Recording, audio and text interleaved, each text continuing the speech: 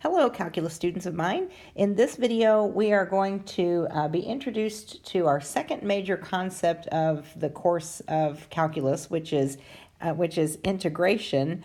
The first concept that we spent a good deal of the first half of this course learning was that of derivatives. So now it's time to look at our second major concept, and that is the idea of an integral. Now today we will mainly be concentrating on the mechanics of just initially learning how to find an integral. We will talk more about the meaning of an integral in lessons to come.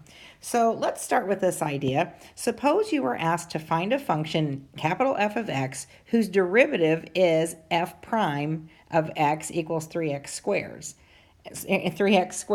So we're going to write some possible answers here. Some possible functions whose derivative would be 3x squared.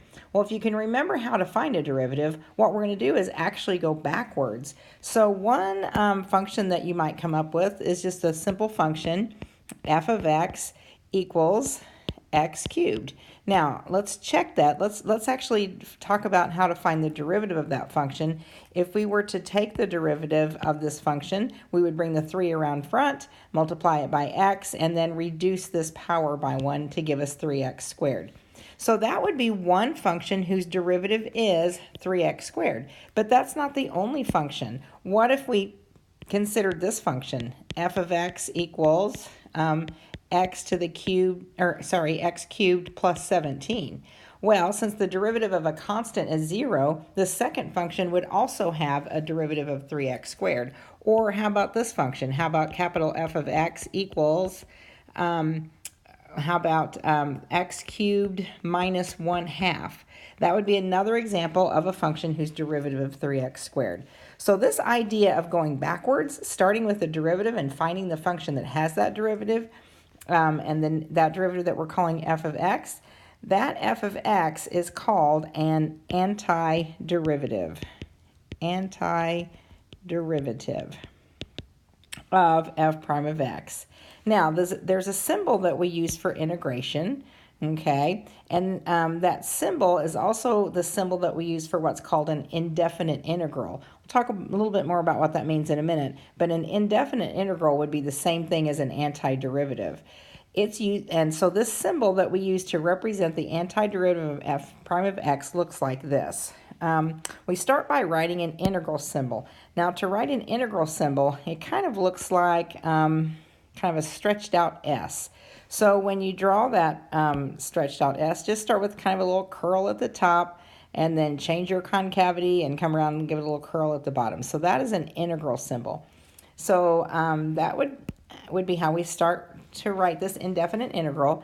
The next thing we would put would be a function that we're going to find the integral of, and then we need a dx. And we'll talk more in days to come about what that dx specifically means.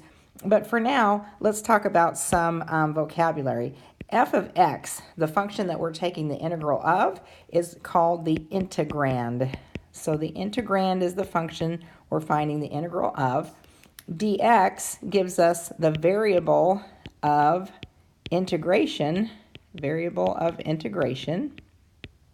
Okay, so when I take a function and find its antiderivative, we could say that that antiderivative would be equal to capital F of x, and then we're always going to have to add a c, because remember, when we looked at that first example, remember how we came up with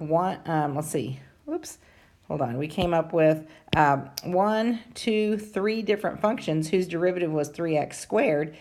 So when you take an indefinite integral, you'll always have a function, and then we're always going to write plus c to represent sort of a generic constant that could always be added on to the end of these functions.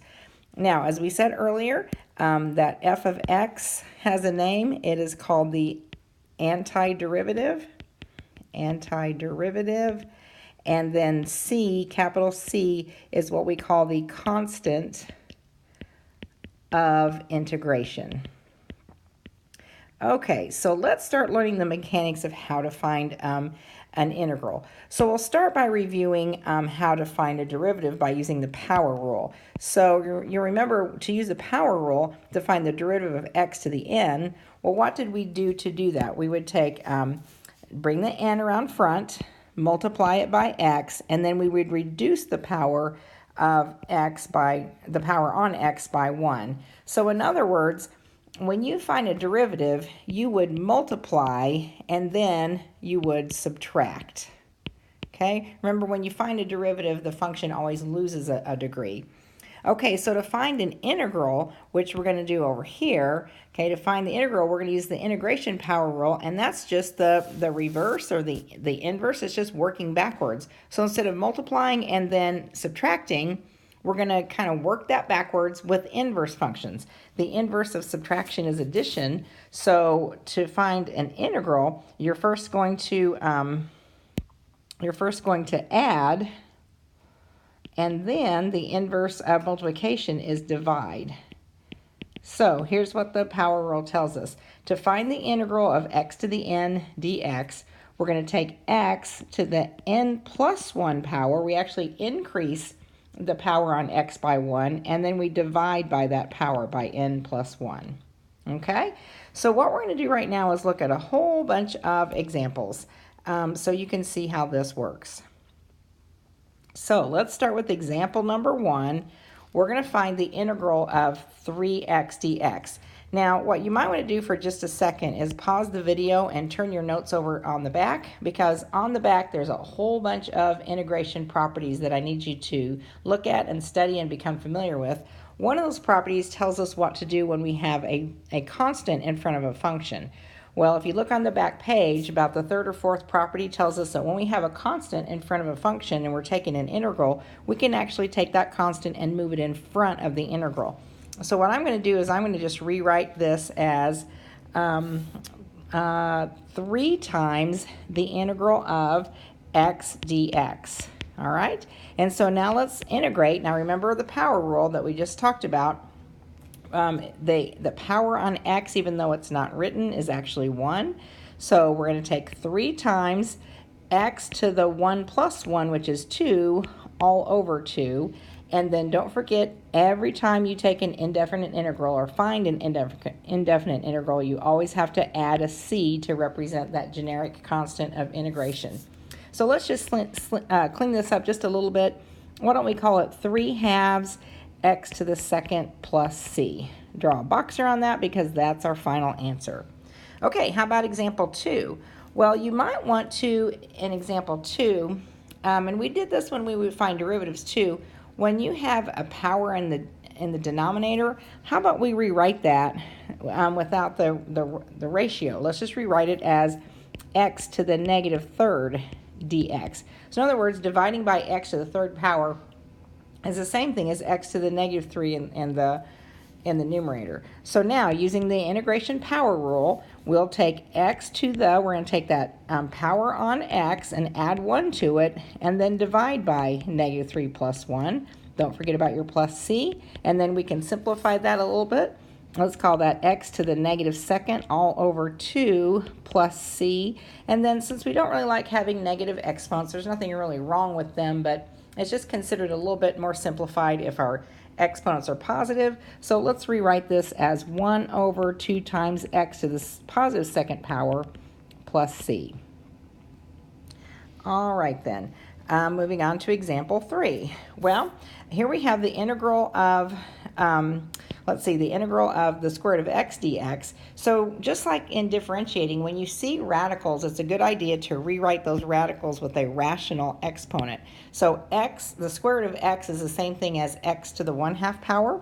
So let's rewrite this as the integral of x to the 1/2 dx.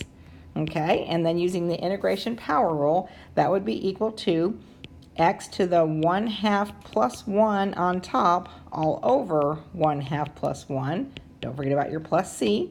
And then simplifying that a little bit, that would be x to the 3/2 all over 3/2. And then let's simplify this compound fraction, dividing by 3/2. Oh, don't forget about your plus c. Dividing by 3/2 is the same thing as multiplying by 2/3. So let's rewrite our final answer as 2/3 x to the positive 3/2 power, all plus c. All right, we're going to just move on and take a look at example number 4. So we have the integral of 2 times sine x dx. Since we have this constant here, we might want to go ahead and pull that out in front of the integral symbol. And let's rewrite this as 2 times the integral of sine x dx. Now again, you might want to pause the video, flip your notes over to the very back, and look at those integration properties and find the integral of sine x.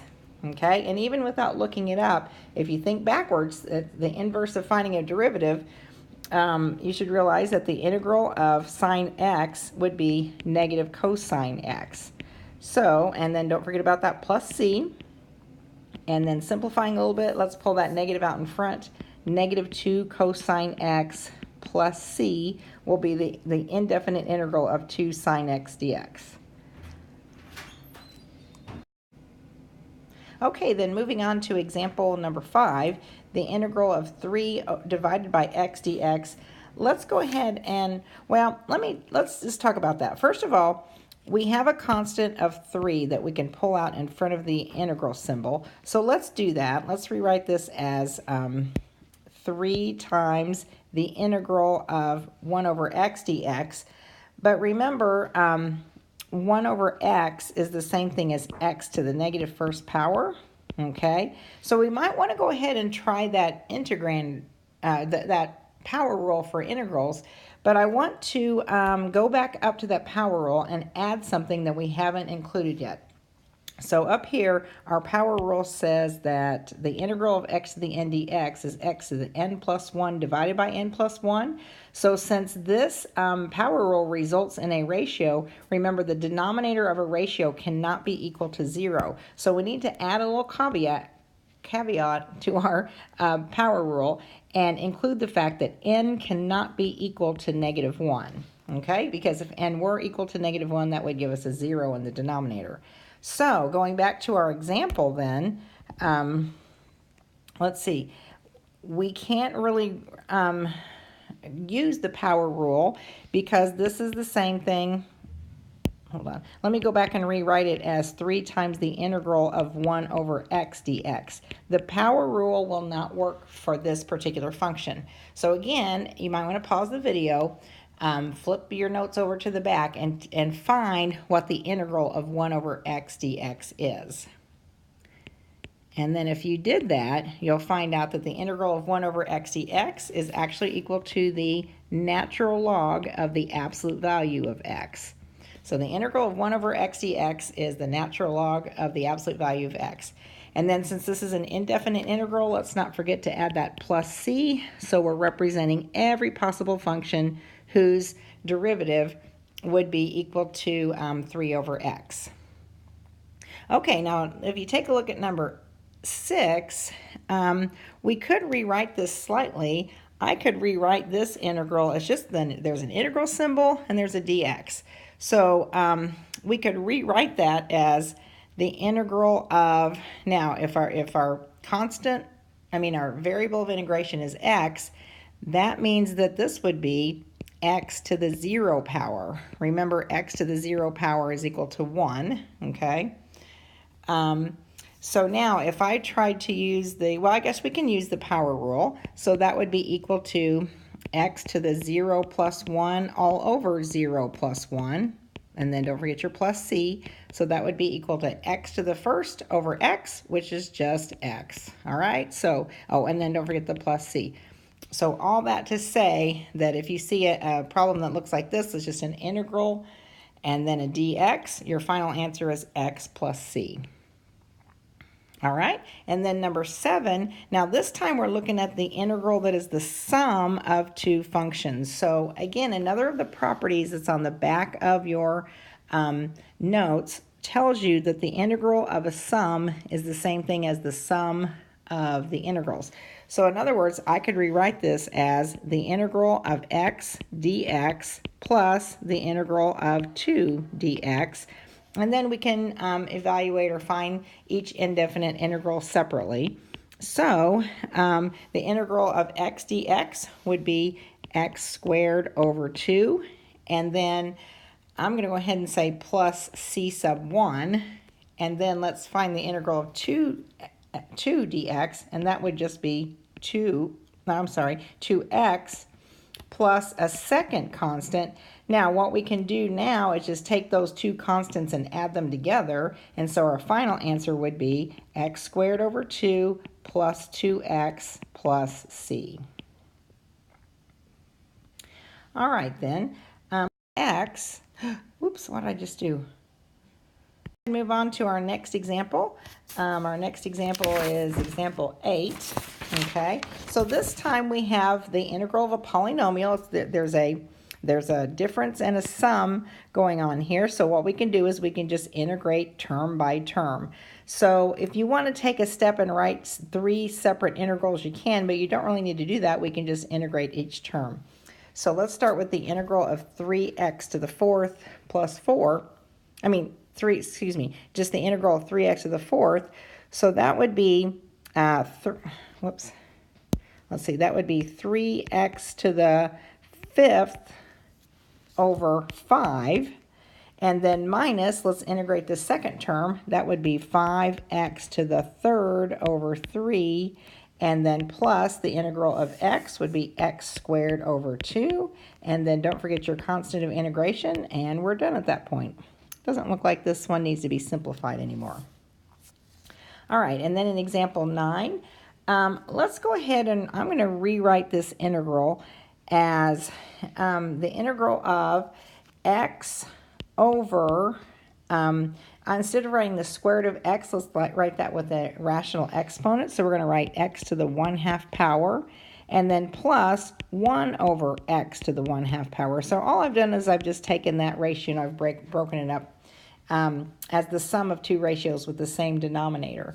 All right, and then rewriting that again, if I simplify this first integrand, or first term of the integrand, x to the first divided by x to the 1/2, you would subtract those exponents, so we would have x to the 1/2 power. And then 1 over x to the 1/2 is the same thing as x to the negative 1/2. So we're going to find the integral of that. Okay, and then using that power rule, let's see, that would be x to the first term would be x to the 3/2, because 1/2 plus 1 more, if you think of 1 as 2 over 2, 1/2 plus 1 is 3/2. So that would be x to the 3/2 all over 3/2 plus x to the, let's see, negative 1/2 plus 1 would be a positive 1/2 all over 1/2. And then don't forget your constant of integration. And then we could simplify these compound fractions a bit. Dividing by 3/2 is the same thing as multiplying by 2/3. So this would be 2/3 x to the 3/2 plus dividing by 1/2 is the same thing as multiplying by 2, x to the 1/2, and then plus c. All right, moving on to example 10. Well, we might want to rewrite this integrand, that's sine x over cosine squared x. Let's go ahead and rewrite that as the integral of sine x over cosine x times 1 over cosine x dx. Okay, and then we can rewrite that. If you remember your trig identities, remember sine x divided by cosine x is the same thing as tangent x. So this is the same thing as tangent x, and 1 over cosine x is the same thing as secant x. And I'm just going to turn that around and rewrite that as the integral of secant x tangent x dx, and that should seem familiar to you. Remember, secant x tangent x is the derivative of sine x. So that means the indefinite integral of secant x tan x. Oh, I'm missing an x, aren't I? Let me squeeze an x right in there. Okay, so the indefinite integral of secant x tan x dx would be equal to secant x plus c. All right, and then example 11, let's rewrite this. I'm going to pull that constant 2 out in front of the integral symbol and rewrite that x to the 1/2 in the denominator, let's rewrite that as x to the negative 1/2 dx. All right, so that would be equal to 2 times x to the, when you take negative 1/2 and add 1, you're going to get a positive 1/2 all over 1/2 plus c. And then let's simplify that. Dividing by 1/2 is the same thing as multiplying it by 2. So let's multiply it by the 2 that's already out front. So we would have 4x to the 1/2 plus c. All right. Example 12. Now, when it comes to integration, there's no chain rule or anything like that, like when we do derivatives. So if you have an expression like number 12, what you're going to want to do here, if I have a binomial that's being squared, let's go ahead and square that binomial and end up with a trinomial. So I'm just going to rewrite my integrand as, let's see, the integral of, well, let me fix that. Let's rewrite that as the integral of, and remember when you square a binomial, you should get 3 terms. The first one is going to be the first term squared, so that would be x to the 4th. Then multiply the 2 terms together and double, and we would get plus 2x squared, and then plus the last term squared, dx. Now we'll go ahead and integrate term by term. So that would be x to the 5th over 5 plus 2x to the 3rd all over 3 plus x, and then don't forget your plus c, your constant of integration. All right, couple more examples. I know these are a lot of examples, but when it comes to do your homework, I think it'll be good to have all these examples to look back at. So number 13, let's go ahead and rewrite this fraction as, let's rewrite as the integral of, I'm going to take x squared, x cubed divided by x squared, that is just x, okay, and then plus 3 over x squared, or I'm going to write that as 3x to the negative 2nd dx, and then we'll use our integration power rule. So the integral of x is x squared over 2, and then plus, that, let's see, that would be 3x to the negative 2 plus 1 is negative 1 all over negative 1 plus c, and then we can clean that up a little bit and write it as x squared over 2 minus 3 over x to the positive first power plus c. Okay, last example in this section. Let's take a look at example number 14. Okay, so in this case, remember this x, the cubed root of x, if we were to rewrite that with a rational exponent, it would be x to the 1/3 power. So let's go ahead and distribute that x to the 1/3 and get rid of the parentheses. So we would have the integral of x to the, now when I take x to the 1/3 times x to the 1st, you'd add those exponents. 1/3 plus 1 is 4/3. So we'd have x to the 4/3 power, and then minus, when I take x to the 1/3 times 4, it'd be 4x to the 1/3 dx. And now we can integrate term by term. So we'd have x to the, now when I take 4/3 and add 1 to it, you might think of 1 as 3/3. 4/3 and 3/3 would give you 7/3. So that would be x to the 7/3 power all over 7/3. And then minus 4x to the, let's see, 1/3 plus 1 more would be 4/3 all over 4/3. And then don't forget your constant of integration. And then let's just clean that up a little bit. Dividing by 7/3 is the same thing as multiplying by 3/7. So we'd have 3/7 x to the 7/3, and then minus, let's see, 3/4 times 4x to the 4/3. Those 4's are going to cancel, so we just have 3x to the 4/3, and then plus c.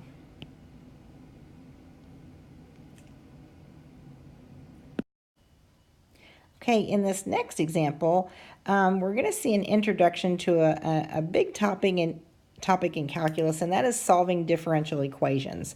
So what in the world is a differential equation? Well, a differential equation is just going to be an equation that has a derivative in it, okay? And so this topic of solving differential equations, it will definitely be tested on the AP exam. And so this is our first look at it, but it certainly won't be our last look at it.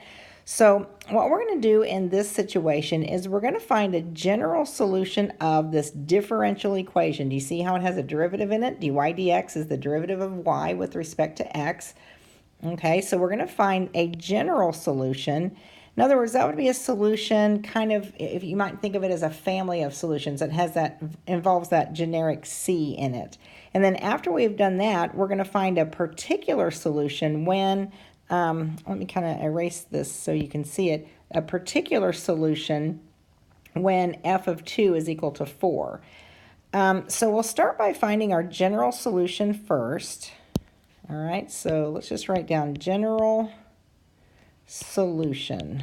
Okay, so to find the general solution, remember we have dy dx is equal to 3x squared minus 1. So what we're going to do to find the y, the function in terms of x, whose derivative is 3x squared minus 1, to find that y, we're going to take the integral of 3x squared minus 1 dx. All right, so let's go ahead and do that. So that means y would be equal to, using our power rule, 3x, it would be 3 times x cubed over 3, and then minus the integral of 1. Sorry about that. Okay, the integral of 1 would be x. And then don't forget about your plus c. And then we could simplify that just a little bit. These 3's would cancel. So it would be x cubed minus x plus c. Go ahead and draw a box around that because that is your general solution of this differential equation. Now what this represents, if you look over here at this graphic, we have a whole bunch of functions. They're all in the same form, x cubed minus x plus c, and depending on the value of c, remember that adding that c or subtracting c will just be a vertical shift. So what we have is a whole family of solutions. Depending on what the value of c is, you'll get a different graph. Okay, but what we can do now is if we're given information like this, f of 2 equals 4, that's what you'll hear in days to come. That's called an initial condition. We can use that initial condition instead of finding a general solution that represents this whole family of functions. We can find the one that actually passes through the point 2, 4. In other words, we're going to find just this one. Okay, so to do that, we're going to take our general solution. So let's go ahead, let's see, we found the general solution. So to find the particular solution,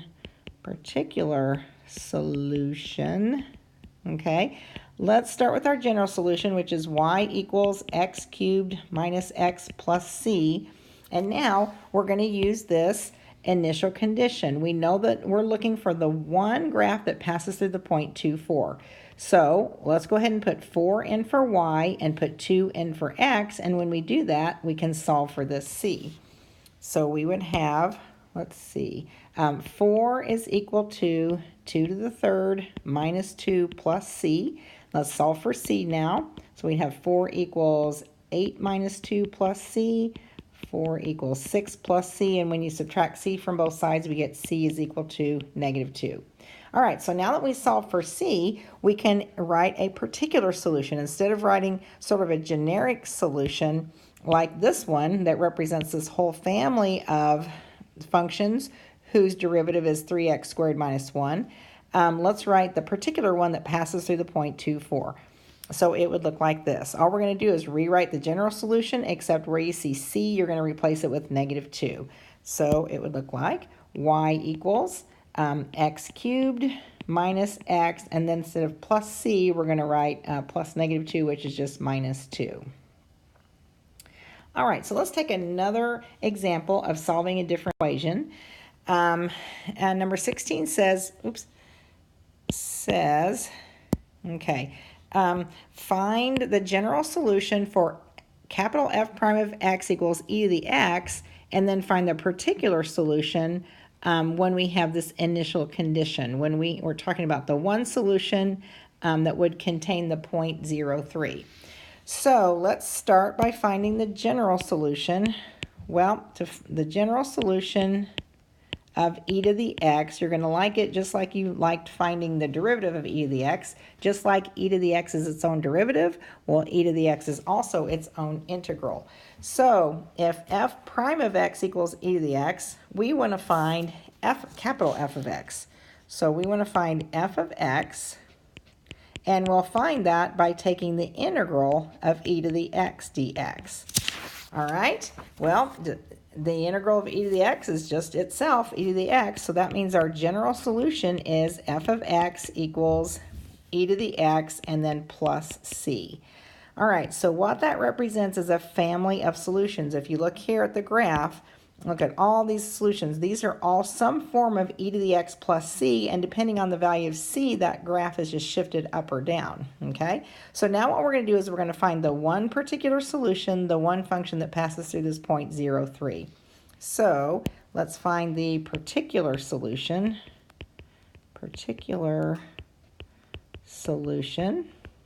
okay? So we'll take our function, f of x equals e to the x plus c, and now what we're going to do is we're going to plug in our initial condition. Y is 3 when x is 0. So let's put a 3 in for f of x, and let's put a 0 in for x, and then we'll solve that for c. Now you'll recall that e to the 0 is equal to 1, so this would be 3 equals 1 plus c. Subtract 1 from both sides, and we get c is equal to 2. So our particular solution then would be f of x equals e to the x, not plus c this time, but plus 2. So we have found the one particular solution that passes through this point 0.03. All right, and so let's end this lesson by taking a look at just an example of where we can use differentiation and integration all in one problem. Okay, so this problem says a particle moves along the x-axis at a velocity of 4t to the third minus 3t squared plus 5 when t is greater than or equal to 0. We're also told that at time t equals 2, its position is x equals 3. So we're going to do two things. From this velocity function, we're going to find the acceleration function, and we're going to find the position function. All right, so before we do that, I just want to recall something we talked about last semester, and that was the relationship between a position function, a velocity function, and an acceleration function. So let's just make a note of that. A position function, let's call our position function s of t. Okay, well, if we take the derivative of a position function, we have a velocity function. So the velocity function v of t can be found by taking s prime of t. And then if we want an acceleration function, acceleration is the first derivative, acceleration, which we'll call a of t, is the first derivative of velocity, okay, and it would be the second derivative of position, s double prime of t.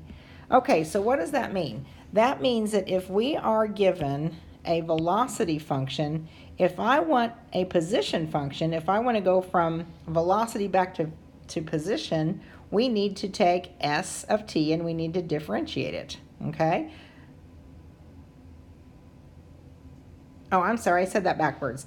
If we want to find acceleration, if we want to find acceleration, we need to take our velocity function and we need to differentiate it to find acceleration, okay? So in part A, we're going to differentiate.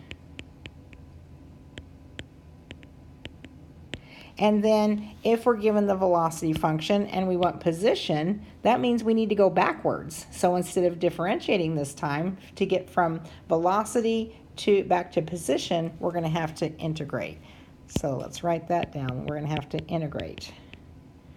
Okay, so let's go ahead and do part A. Let's take our velocity function, which is v of t equals 4t to the third minus 3t squared plus 5.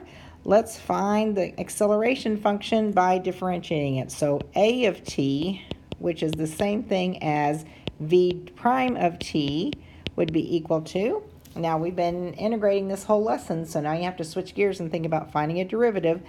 The derivative of 4t to the third would be, let's see, 12t squared, and then minus the derivative of 3t squared would be 6t, and then the derivative of a 5 is 0, so we're done at that point. This is our acceleration function, okay?